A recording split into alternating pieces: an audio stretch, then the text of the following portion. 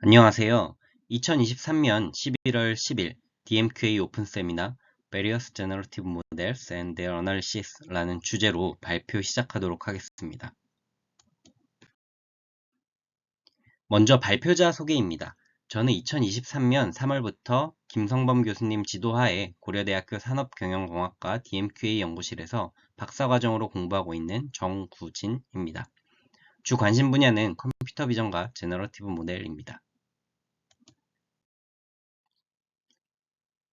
오늘 말씀드릴 순서입니다. 먼저 제너러티브 모델을 설명하는 오버뷰를 진행을 하고 그 이후에 순서를 제가 다시 한 번 더 말씀드리도록 하겠습니다. 최근 챗 GPT와 AI로 이미지를 생성하는 태스크들이 일반 대중들에게 친숙해지게 되면서 생성형 AI에 대한 관심이 급증하고 있는데요.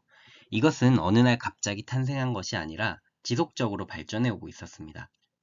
그러면 생성형 AI가 어떻게 발전해 왔는지 조금 더 자세히 알아보도록 하겠습니다.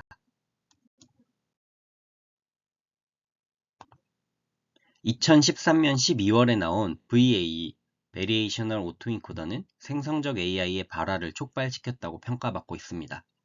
이어서 2014년에는 첫 번째 겐이 등장한 이후로 지속적으로 그 발전이 이루어졌습니다. 모델의 아키텍처도 계속 변화했고 도메인도 확장되어 갔습니다.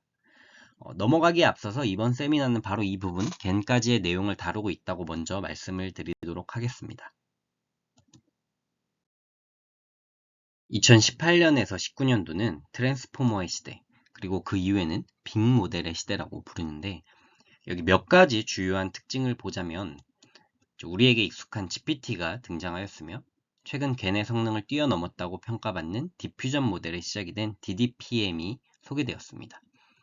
또 다양한 글로벌 기업에서 여러 가지 언어 모델을 내놓았고 달리 같은 것은 여러 가지 좀 생성 모델링의 아이디어가 합쳐진 그런 결과물이라고 할 수 있습니다. 이렇게 빠르게 생성형 AI가 발전하고 있는데 오늘 본 세미나에서는 그 기초가 되는 제너러티브 모델들을 설명드리고자 합니다.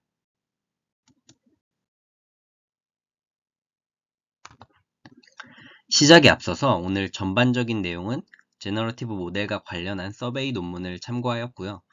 컴퓨터 사이언스지에 2020년에 게재되었고 현재 한 200여 회가량 인용된 논문입니다.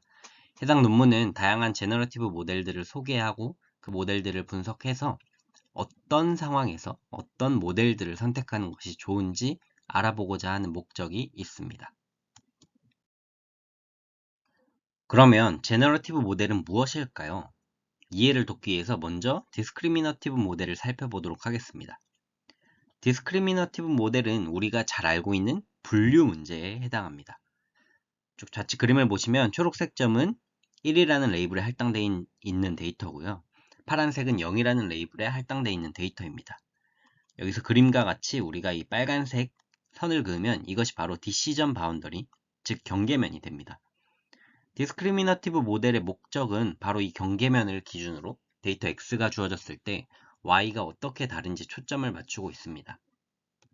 반면에 제너러티브 모델 같은 경우 조인트 프로바빌리티를 스코어로 사용해서 예측을 하는데요. 예제를 통해서 간단히 알아보도록 하겠습니다.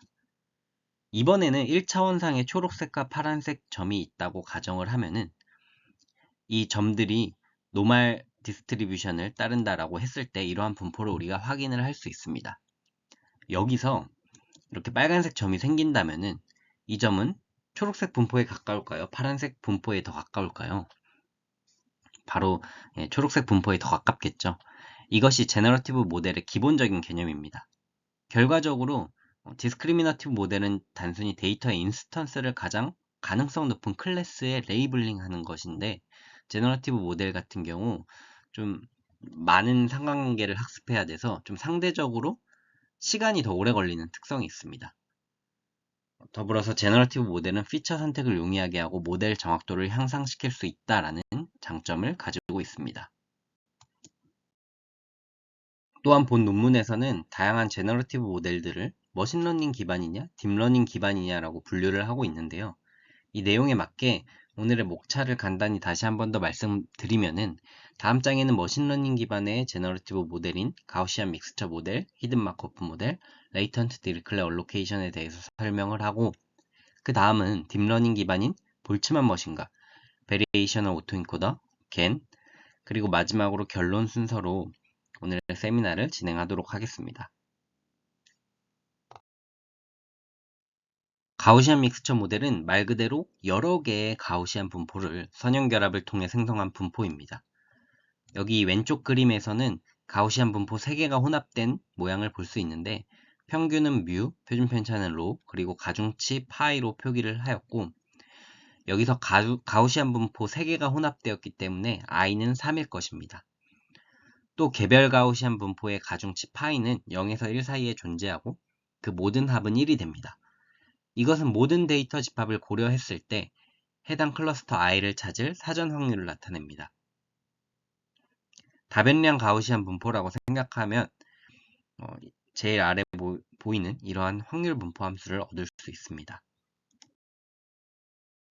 우선은 가우시안 믹스처 모델이 아니라 하나의 다변량 가우시안 분포를 먼저 살펴보면 결국에는 뮤와 시그마 이 두 파라미터에 의해서 함수의 모양이 결정된다는 것을 우리는 알 수 있습니다.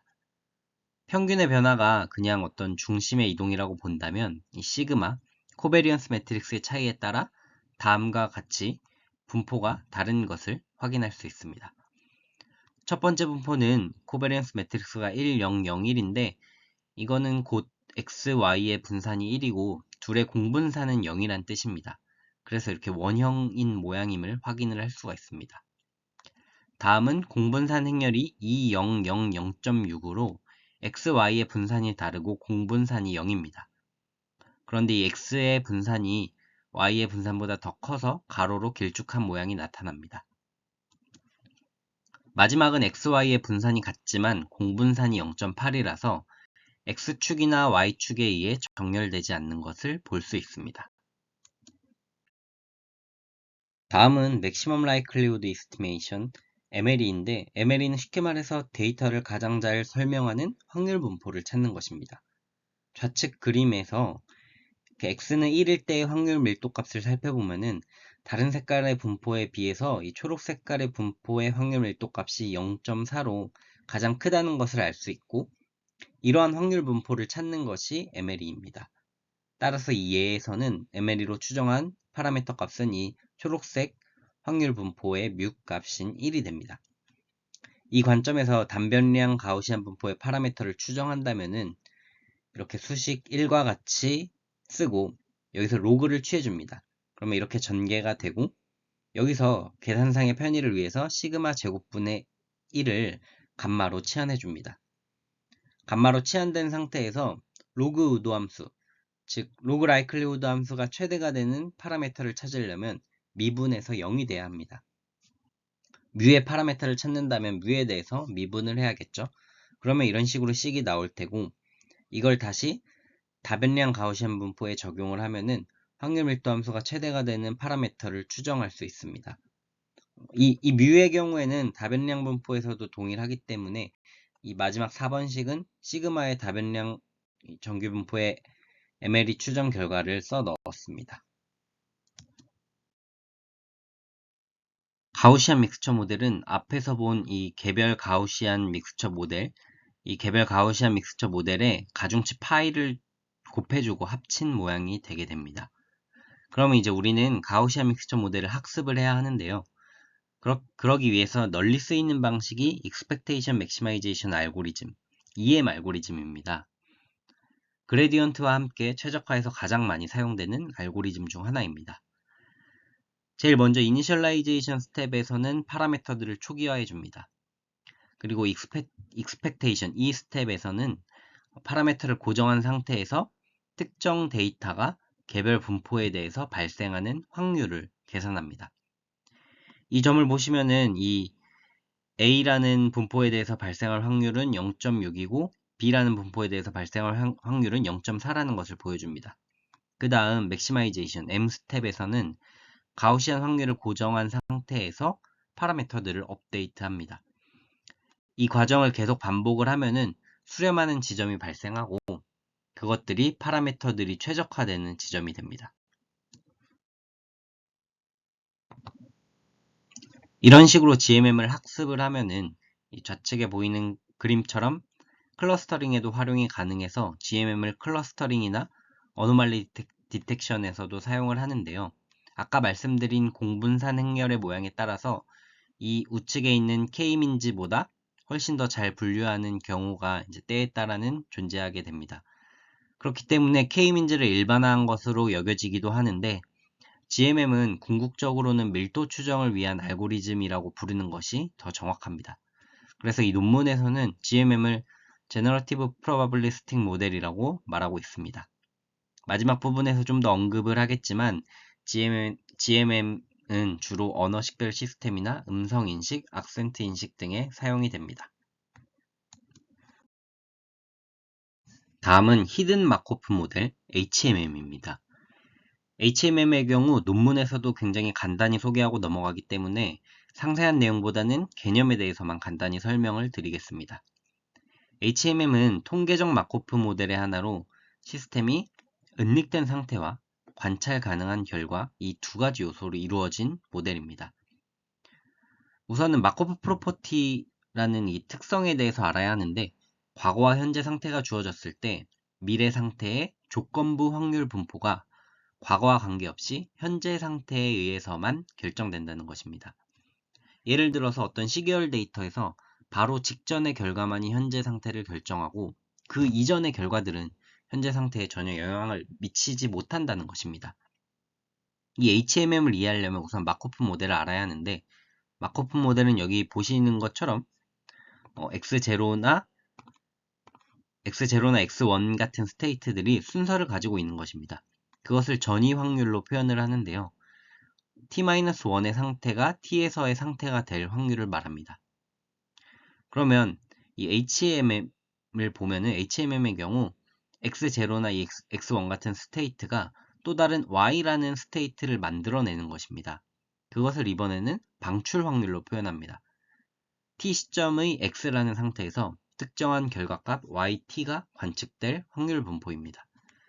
근데 여기서 X의 스테이트는 보이지 않는 것이 HMM이 됩니다. HMM은 시간 순서나 시퀀스가 포함된 문제에 사용되기 때문에 음성 인식이나 생물학적 시퀀스 모델링 그런 부분에서 광범위하게 사용이 되고 있습니다.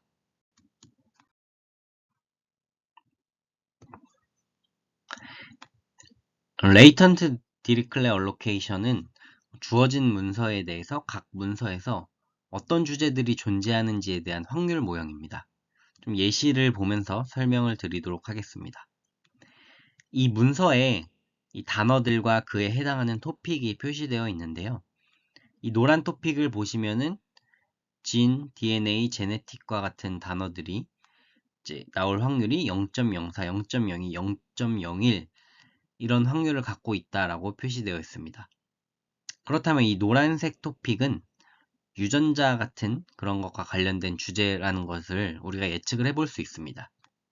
마찬가지로 이 분홍색, 초록색, 하늘색의 토픽을 보면은 각각의 토픽마다 그 토픽에 해당하는 그 사용되는 단어의 분포가 각각 이제 제각각 분포한다라는 것을 알 수 있습니다. 또 이쪽 우측 히스토그램을 보면은 이 문서 전체의 토픽의 비중이 얼마나 되는가도 알 수 있습니다. 보시면은 이 파란색이나 빨간색보다는 노란색에 해당하는 단어가 훨씬 더 많기 때문에 이 노란 토픽, 즉 이 문서 전체에는 유전자와 관련된 토픽임을 알 수 있습니다. 그래서 우리가 100개의 단어를 생성한다고 가정을 하면은 토픽의 빈도와 토픽 안의 단어들이 이러한 확률에 의해서 선택이 되고 이게 반복이 되면은 결국 하나의 문서가 만들어집니다. 그런데 이 확률들을 우리가 처음부터 알 수는 없습니다. 그래서 이것들을 이제 찾아 나가는 것이 LDA의 목적입니다. LDA의 모델 아키텍처입니다. 우선 여기서 이 D는 개별 문서이고 N은 단어를 의미합니다. 이 네모칸은 루프 계속 반복된다는 것을 뜻하고 이 동그라미는 확률 변수를 나타냅니다. K는 토픽의 수이고 이 맨 앞에 알파와 베타는 디리클레 분포를 따릅니다. LDA에서 그 뒤에 디리클레 얼로케이션, 즉 여기서 디리클레 분포를 가지고 단어들을 할당하겠다라는 의미를 이 단어에서 가지고 있습니다. 이 세타 D는 문서별 토픽의 비중입니다. 앞에 예에서 봤던 그 히스토그램을 생각을 하시면 될 것 같습니다. 이 파이 K는 토픽들에 대한 단어들의 분포입니다. 그리고 이 ZDN은 D번째 문서에서 N번째 단어는 어느 토픽에서부터 왔는지를 알려주는 확률 변수입니다. 그리고 이 WDN은 D번째 문서에서 N번째 단어를 알려줍니다. 이 모든 과정의 결합 분포의 확률을 계산해서 단어를 생성하는 것이 LDA의 과정이라고 할 수 있습니다. LDA의 결합 확률 분포는 다음과 같이 표현되는데, 여기를 잘 보시면은 파이 1부터 K까지, 파이는 토픽들에 대한 단어들의 분포이고 모든 K에 해당하는 것이니까 모든 토픽에서의 단어들의 분포를 나타낸다고 볼 수 있습니다. 이 나머지 파라미터들도 동일하게 생각을 해보면은 결국 이 노테이션이 뜻하는 것은 모든 토픽과 문서에서 단어가 생성될 결합 확률 분포를 나타낸다는 것을 알 수 있습니다. 그래서 모든 토픽에서의 단어의 분포와 모든 문서에서 토픽의 분포를 곱하고 특정 문서에서 토픽으로부터 단어가 추출되면 그 단어를 가지고 다시 단어의 토픽과 그 단어의 토픽 할당과 실제 토픽 분포를 보고 최종적으로 어떤 단어가 만들어지는지 조건부 확률로 계산을 합니다. 그 확률을 다 곱하기 때문에 문서에서 단어 발생이 독립적으로 발생한다는 것을 가정을 하고 있습니다. 그리고 우리가 여기서 추가적으로 알아야 될 것이 있는데요. 사실 여기서 이 하이퍼 파라미터인 알파와 베타 그리고 실제 문서에서 관찰 가능한 단어를 제외하면은 모든 변수가 미지수이기 때문에 이를 추적하는 LDA의 인퍼런스 과정이 있습니다. 논문에서 소개하고 있지 않고 또 이 과정을 다 설명하기에는 굉장히 복잡하고 시간도 많이 걸려서 구체적으로 언급하진 않겠지만 이 과정에서 너무 여러 가지 혼합된 복잡한 확률적 구조를 직접 계산하는 게 어렵다 보니까 여기서 깁스 샘플링이라는 방식을 사용하여 확률을 계산을 합니다. 이 깁스 샘플링은 우리가 흔히 잘 알고 있는 이 우측 시뮬레이션 몬테카를로 방식처럼 모든 샘플이 독립이고 생성될 확률 또한 랜덤인 샘플링 기법입니다. 다만 그 다음번 생성될 표본이 현재 샘플에 영향을 받는다는 점에서 이 몬테카를로보다는 마코프 체인 몬테카를로와 동일한 방식을 띠고 있지만 그게 전이 확률이 아니고 조건부 분포에 따라 샘플링 된다는 특징이 있습니다. 이 부분은 그냥 이러한 과정이 포함되는구나 정도로 이해하시거나 좀 더 궁금하신 분들은 LDA 인퍼런스에 대해서 찾아보시면 도움이 될 것 같습니다. 다음은 볼츠만 머신입니다. 볼츠만 머신은 1985년 제프리 힌튼하고 테렌지 세즈노스키가 발명을 했습니다. 현재 우리가 알고 있는 인공신경망과 매우 흡사한 형태를 가지고 있는데요. 이 그림에서 보시는 것처럼 모든 신경망 노드들이 전부 연결된 것이 특징적이고 방향성이 없습니다. 여기 보시면 노란색과 초록색 유닛이 있고 방향성 없이 연결되어 있는데 노란색은 비저블 유닛으로 인풋을 뜻하고 초록색은 히든 유닛으로 추정하고자 하는 확률 분포를 나타냅니다. 볼츠만 머신은 물리학의 에너지 개념을 도입한 마코프 모델의 일종으로 에너지와 확률의 은유 관계를 획득해서 노드들이 가질 수 있는 값들의 집합에 대한 확률 분포를 정의를 했습니다. 그래서 이제 이런 식으로 표시를 하고 그 노드가 늘어날수록 학습 파라미터가 급증하고 같은 유형의 노드들끼리도 내부적인 관계성이 존재해버리면 결합 확률을 계산하는 과정이 굉장히 복잡해지는 한계가 있었습니다. 그래서 이 한계를 극복하고자 나온 것이 Restricted Boltzmann Machine, 제한된 볼츠만 머신입니다. 이 제한된 볼츠만 머신과 볼츠만 머신의 차이는 바로 이 같은 유닛들끼리의 연결의 유무입니다. 보시는 것처럼 이 빨간 부분이 이제 제한된 볼츠만 머신 RBM에는 존재하지 않는 부분들이죠. 이것은 주어진 특성 간의 확률적 독립성을 부여합니다. 그래서 비저블 유닛이 주어졌을 때 히든 유닛을 계산하거나 혹은 히든 유닛이 주어졌을 때 비저블 유닛이 계산되는 조건부 확률을 계산하는 것입니다. 한마디로 볼츠만 머신의 계산이 복잡하니까 이걸 좀 편하게 하기 위해서 모델을 구성을 했고, 결과적으로 보면 이건 좀 우리가 현재 알고 있는 피드포워드 뉴럴 네트워크처럼 학습을 하게 됩니다. 그래서 뉴럴 네트워크와 동일하게 이 노드 간 연결에는 가중치와 바이어스가 존재합니다. 근데 이 RBM에서 노드 결합 구성의 에너지를 물리학 개념을 차용해서 정의를 하는데, 입자 간의 속도와 위치를 나타내는 확률이 에너지 공간에 비례한다라는 개념을 사용을 합니다. 이 모든 수식을 정리하기에는 좀 복잡하고 RBM 같은 경우에는 현재 또 더 좋은 방법들이 많이 나와서 거의 안 쓰이고 있다 보니 많은 부분들을 생략을 하고 간단하게 알아보도록 하겠습니다. 에너지의 정의 부분을 보면은 V와 H는 각각 비저블, 히든 유닛의 스테이트 값이고요.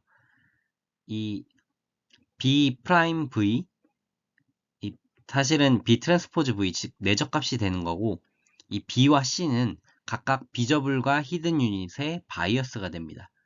그리고 마지막에는 이 가중치가 합해진 내적 값을 빼주게 됩니다. RBM은 이제 구조상 비저블 유닛이 주어졌을 때 히든 유닛의 조건부 확률을 계산하고, 혹은 히든 유닛이 주어졌을 때 비저블 유닛의 조건부 확률을 계산을 하게 됩니다. 따라서 이렇게 표시를 할 수가 있고, 이런 식으로 표시를 할 수 있고, 이 중간 과정을 생략을 하면 결과적으로는 이 i번째 히든 레이어 유닛이 1로 샘플링 될 확률은 이렇게 되고, 반대의 경우도 확인을 할 수가 있습니다. 이 뉴럴 네트워크처럼 시그모이드 함수도 있다는 것을 볼 수 있습니다.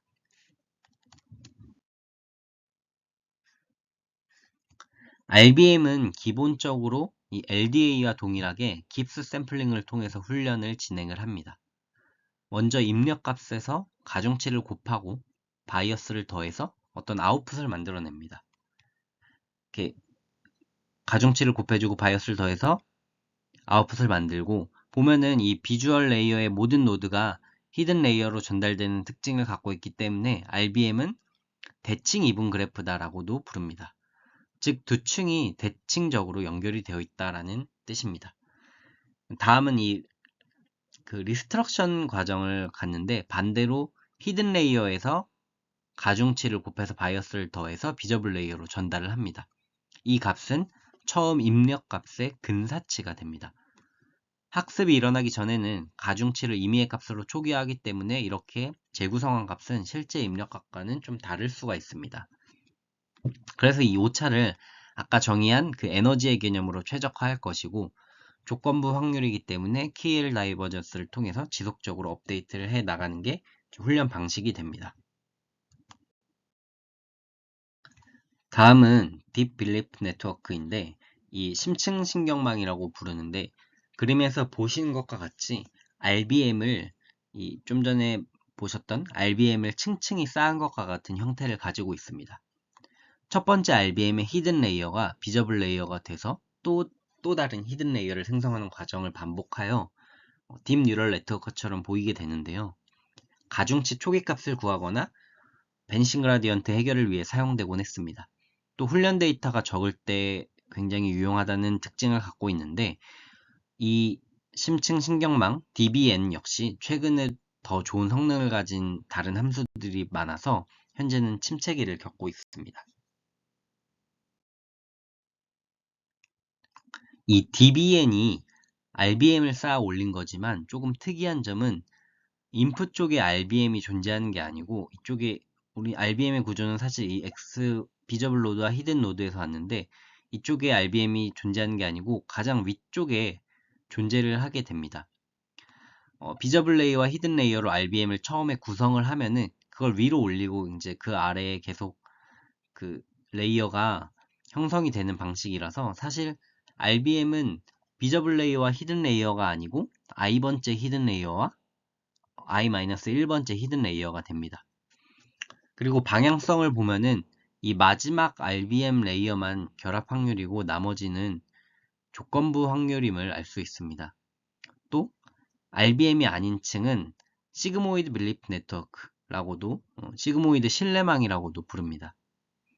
이 앞장에서 DBN은 데이터셋이 작아도 가능하고 트레이닝 시간도 적고 베니싱 그라디언트 및 초기값 설정이 좋다는 장점을 말씀을 드렸는데, 이 엠니스트 셋에서 DBN으로 네트워크를 프리트레이닝을 하고 백프로퍼게이션을 돌리면은 오버피팅이 크게 발생하지 않고 굉장히 좋은 성능을 보인다고 합니다.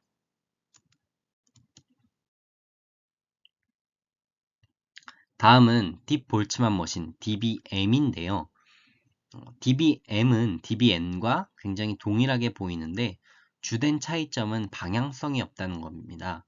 원래 처음에 아까 말씀드렸지만 볼츠만 머신이 방향성이 없는데 DBN에서는 제일 윗단의 RBM만 방향성이 없고 가장 윗단의 RBM만 방향성이 없고 아래쪽에 시그모이드 신뢰망은 방향성을 가지고 있었는데요.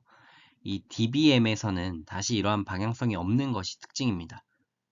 DBM은 데이터 내에 숨겨진 복잡한 기본 특성을 포착하는 데 좋은 성능을 발휘하여서 음성이나 객체 인식과 같은 작업에 적합합니다. DBM을 프리트레인 할 때는 다음과 같이 진행을 합니다. 이 오른쪽처럼 3개의 레이어를 가정을 하면은 양 끝단의 레이어를 2배로 늘려줄 겁니다. 프리트레인 과정에서 각 레이어가 충분한 정보를 받아들여서 효과적으로 학습하기 위해서 이러한 장치를 만들어 줍니다.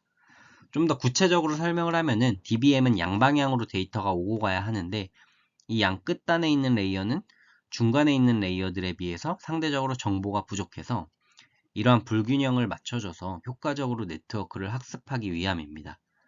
그래서 이 과정을 순서대로 설명을 드리면 가장 아래쪽 비저블 레이어를 이렇게 2배로 늘려주고 RBM 형태를 구축합니다. 먼저 이 W1이 고정된 상태에서 V와 W1의 정보를 가지고 H1을 생성을 합니다. 이 H1이 생성이 되면은 이 웨이트 벡터 2W2 이거를 가지는 중간 RBM이 형성이 되고 다시 같은 방식으로 이 세 번째 웨이트도 갖고 있는 최상위층의 RBM까지 생성할 수 있습니다. 최상위 RBM의 히든 벡터인 H3를 2배로 늘려서 W3를 연결을 하고 모든 가중치를 사용하여 전체 DBM을 구성을 합니다. 이 과정을 통해서 중간 레이어의 가중치를 얻은 후에 이 컨트라스티브 다이버전스, 베리에이셔널 인퍼런스, 마콥 체인 몬테카를로의 과정을 거쳐서 모델을 평가하게 됩니다.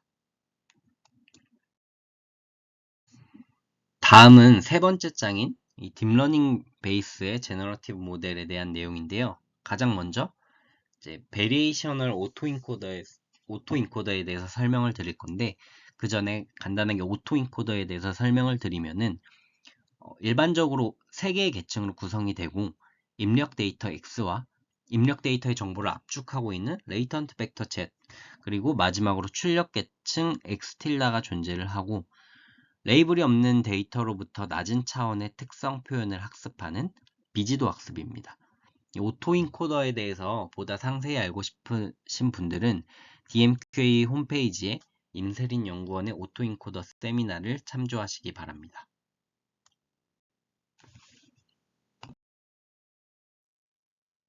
베리에이셔널 오토인코더 VA를 보면은 이런 식으로 생겼는데 오토인코더와 같은 구조라고 생각을 해보면은 결국에는 인코더, 레이턴트 벡터, 디코더로 구성되어 있습니다. 그런데 오토인코더의 목적은 사실 인코더를 사용하기 위해 활용하는 측면이 큰데 이 VA는 반대로 디코더를 활용하기 위해 개발된 모델입니다.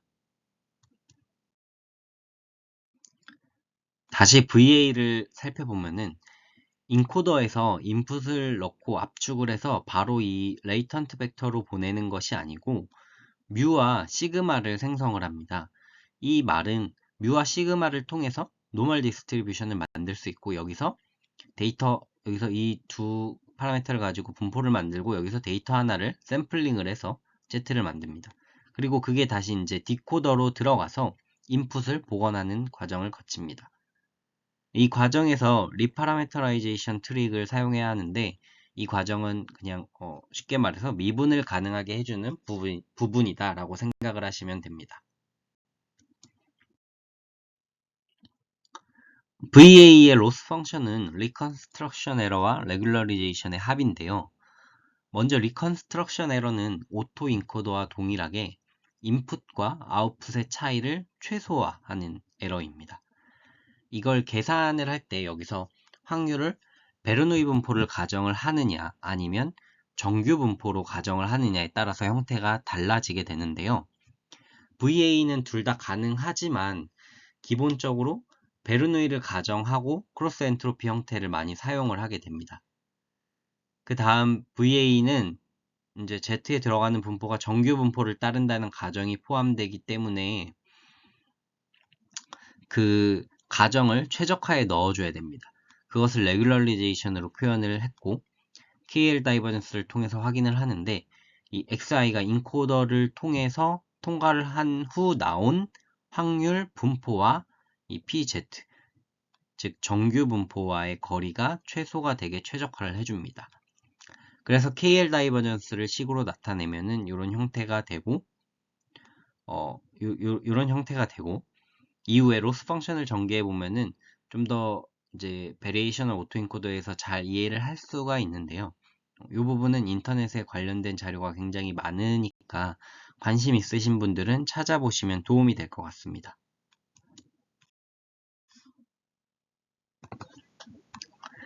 다음은 제너러티브 어드버서리얼 네트워크, 겐에 대한 이야기입니다.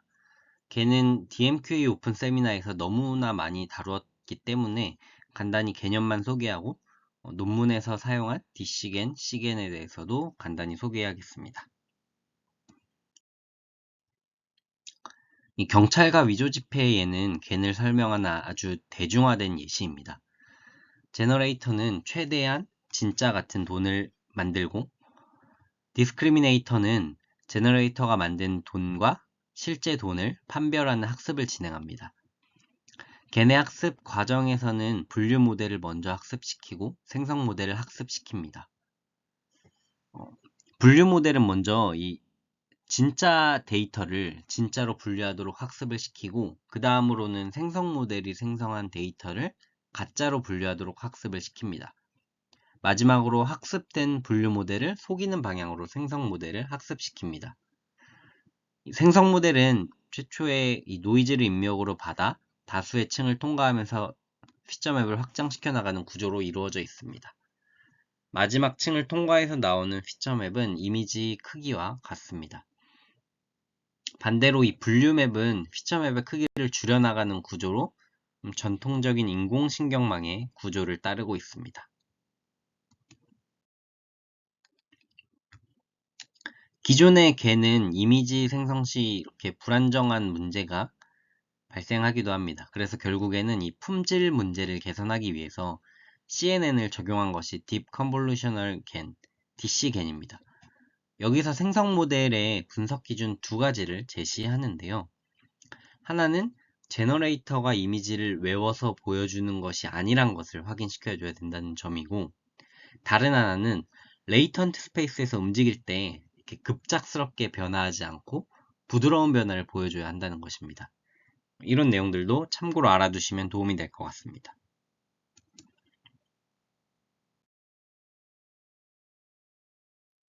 다시 이 구조를 잘 살펴보면 최적화를 위해서 모든 맥스플링 레이어를 컨볼루셔널 스트라이드, 프랙셔널리 스트라이디드 컨볼루션으로 변환하여 피처맵의 크기를 조절합니다. 그리고 제너레이터의 아웃풋 레이어와 디스크리미네이터의 인풋 레이어를 제외하고는 모든 레이어에 배치 노멀라이제이션을 적용을 하는데요. 배치 노멀라이제이션을 적용하면은 걔네 고질적 문제 중 하나인 모드 콜랩스, 다시 말하면 학습의 불균형 문제를 어느 정도 완화해 준다고 하는데 이 부분은 사실 아직 해결되었다고 보기는 어려울 것 같습니다. 그리고 풀리 커넥티드 레이어를 제거하였고 제너레이터의 아웃풋에는 하이퍼블릭 탄젠트를 사용하고 나머지는 렐루를 사용하였습니다. 디스크리미네이터의 모든 레이어에 리키렐로를 사용하였습니다.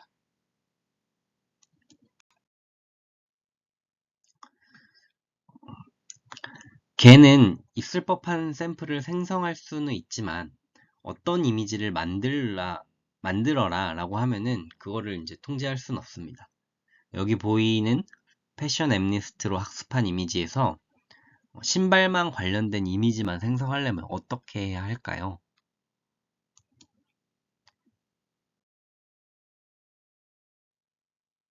이렇게 겐이 생성할 이미지를 통제하는 것이 컨볼루셔널 겐, C겐입니다. 이 C겐의 핵심 아이디어는 제너레이터와 디스크리미네이터가 동시에 레이블 데이터 Y를 추가적인 입력으로 받는 것입니다. 제너레이터는 노이즈 벡터와 레이블 Y를 이용해서 페이크 이그젬플을 만들어냅니다. 여기서 디스크리미네이터의 작동을 살펴보면은 리얼 샘플과 레이블의 쌍은 억셉트하고 페이크 샘플의 레이블과 매칭이 안되면 리젝을 하는 형태를 보입니다.